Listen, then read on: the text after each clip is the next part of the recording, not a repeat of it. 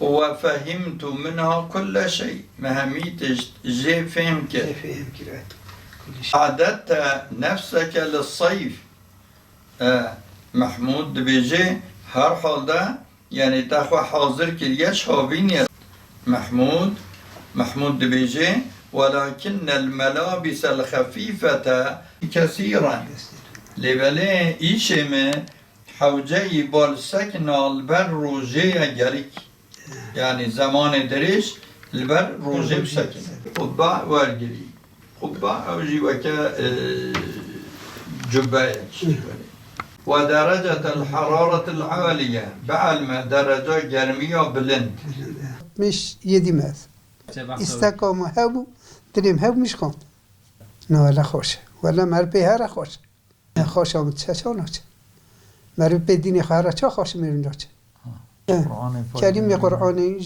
her tişti همون Aslında her tişt aşkı. Vakta aşk hebi gerçekten zaman, sal, ömür jera ne lazım?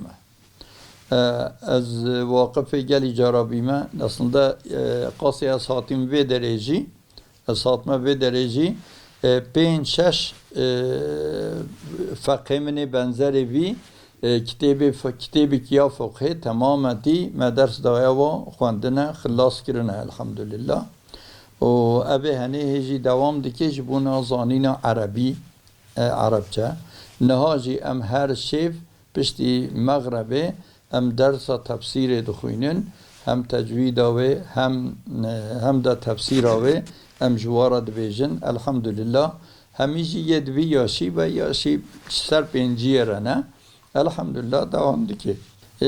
Aşk soruna vakta aşk habe başarılı bir nevaji ye baş be. Li malime be neve yaş farkı heye. Eğer devsavada tabi genç bina ve daha zütür bigirtana ve daha zaftır zütür bigirtan zütür bigutan zütür havale xwaji teşvik bikirana li fakat veke guti ev desmet kevin elhamdülillah. Yani tazandaki kuvve ev cübbe sebek bikej rutubati. Bi'u vel harifu huna acaba payiz u bahar çavan elvede وبرق الهواء هواجي تميز إلا بعد الصيف الحار زوقج زبستان أصبحنا بني إلا بشتي جرمية زيدا يجب أن يكون واجبك ببي